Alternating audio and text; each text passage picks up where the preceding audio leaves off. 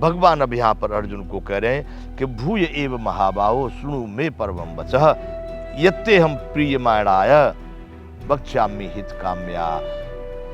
हे महाबाहो, फिर भी मेरे परम रहस्य और प्रभाव युक्त वचनों को सुन, जिससे मैं तुझ अतिशय प्रेम रखने वाले के लिए हित की इच्छा से कहूंगा।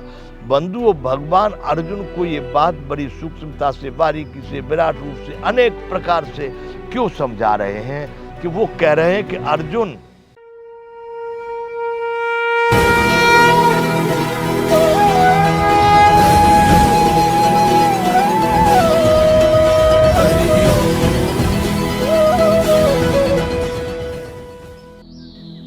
जय विश्व बंधु,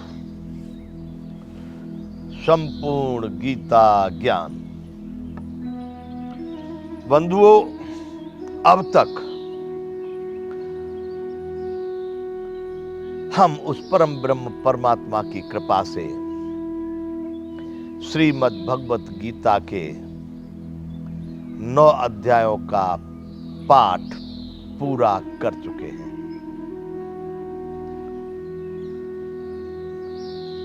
यह सब उस परमात्मा के द्वारा परमात्मा में ही समाहित परमात्मा के लिए ही हो रहा है। जब संपूर्ण भूमंडल में सर्वव्यापी परमात्मा समभाव से समाया हुआ है, तो भारत में भी और भारत के संपूर्ण प्राणियों में भी और विश्व के संपूर्ण प्राणियों में भी वही है।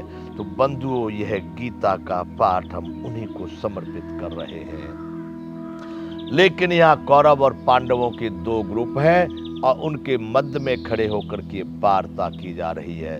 तो बंधुओं, जो इस संसार में उस प्रवृत्ति वाले लोग हैं, उस प्रकृति वाले लोग हैं जो किसी के अधिकार का दमन कर रहे हैं, सत्य को स्वीकार करना नहीं चाहते, वह परमार्थ पथ से भटके हुए हैं, उन्हीं को राक्षस और अनेक प्रकार की संज्ञाएं दी गई हैं।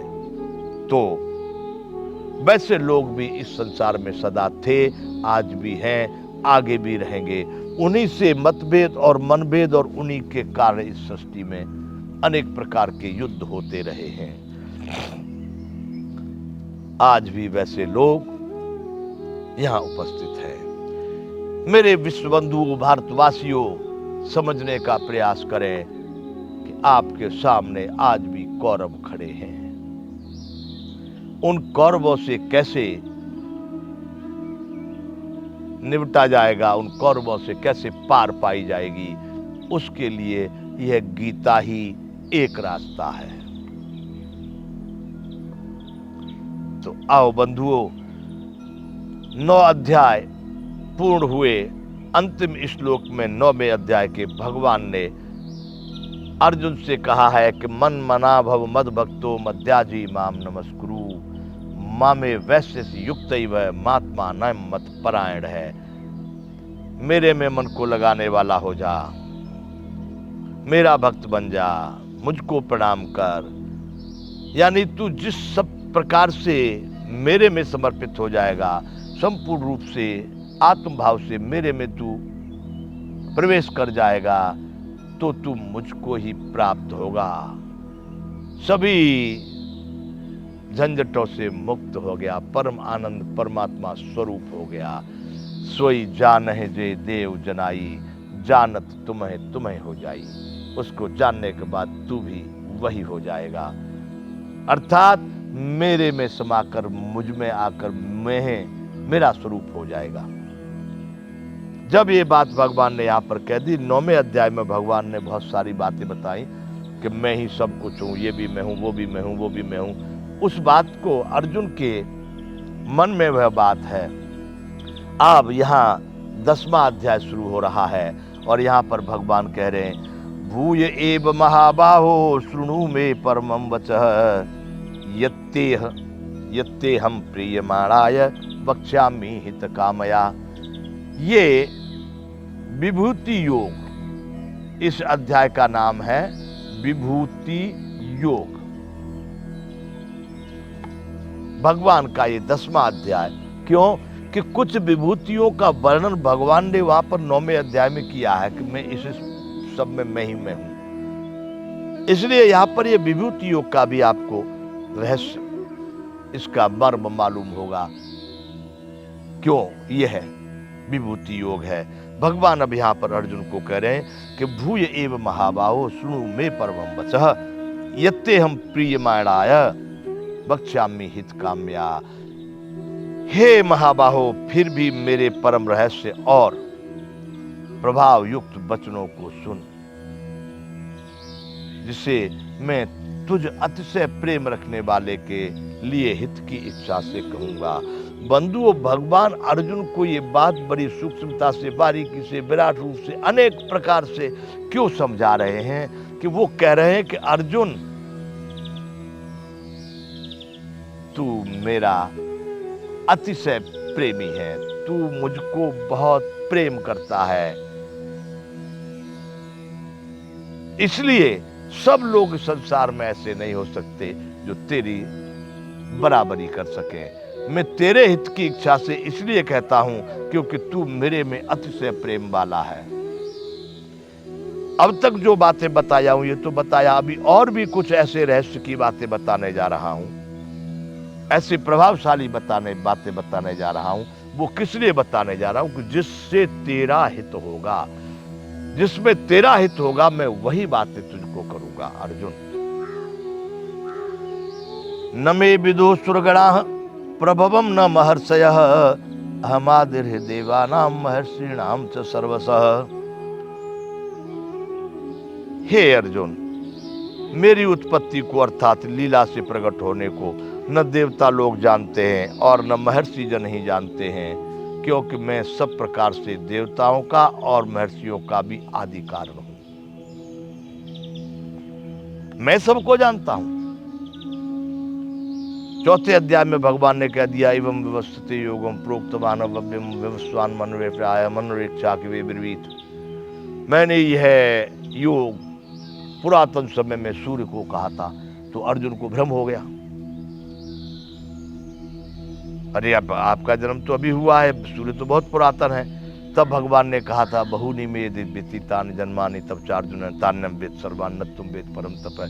मेरे तेरे बहुत सारे जन्म हुए हैं अर्जुन, लेकिन उन सबको मैं जानता हूं, तू नहीं जानता। तो यहां भगवान फिर कह रहे हैं, नबे विदु सर्वगुणा भवम प्रभम न महर्ष है। हे अर्जुन, मेरी उत्पत्ति अर्थात मेरी लीला से प्रकट होने को, मैं कैसे प्रकट होता हूँ, कैसे जन्म ले लेता हूँ, कैसे यहाँ आ जाता हूँ, इस बात को न तो देवता लोग जानते हैं, न महर्षिगण जानते हैं। सप्तऋषि वगैरह, सनकादि वगैरह, ब्रह्मादि वगैरह कोई भी नहीं जानते। क्यों? कि ये सब मुझसे उत्पन्न होते हैं। इन सब का भी आदि कारण मैं ही हूं। इनकी आदि यानी प्रारंभ का, इनकी उत्पत्ति का कारण भी मैं ही हूं, तो ये मुझे कैसे जान पाएंगे? कोई भी देवता, कोई भी महर्षिजन, कोई भी सिद्ध योगी, ब्रह्मा विष्णु महेश तक मुझको, मेरे प्रकट होने को, मेरे संसार में आने को, मेरे अवतीर्ण होने को कोई भी नहीं जानता। उसका सीधी बात यह है कि ये संपूर्ण मुझसे ही उत्पन्न होते हैं। सबका आदि कारण मैं ही हूं। अतः ये मुझे कोई नहीं जानते। यो मामज मनादि च वेत्ति लोक महेश्वरम असम्मूढ़ समर्थेषु सर्व पापैः प्रमुच्यते। अर्जुन, जो मुझको अजन्मा अर्थात वास्तव में जन्म रहित, क्योंकि मेरा जन्म मृत्यु होता ही नहीं है।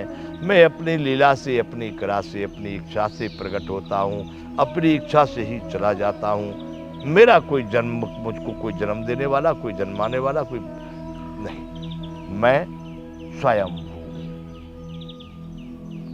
भगवान कहते हैं, जो मुझको अजन्मा, जन्म रहित, अनादि और लोकों का भी महान ईश्वर तत्व से जानता है, वह मनुष्यों में ज्ञानवान पुरुष संपूर्ण पापों से मुक्त हो जाता है।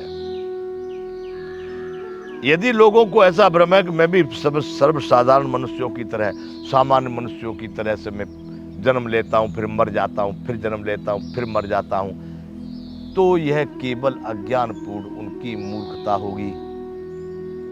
सत्य है अर्जुन कि मुझको जो अजन्मा समझता है, जो जन्म रहित मानता, अनादि, जिसका कभी प्रारंभ नहीं है, और लोकों का महान ईश्वर जो मुझे समझता है, वही तत्व से जानता है, वह संपूर्ण पापों से मुक्त हो जाता है। यहाँ भगवान अपनी इस लीलामय कलाकारी को बता रहे हैं। जय विश्ववंत।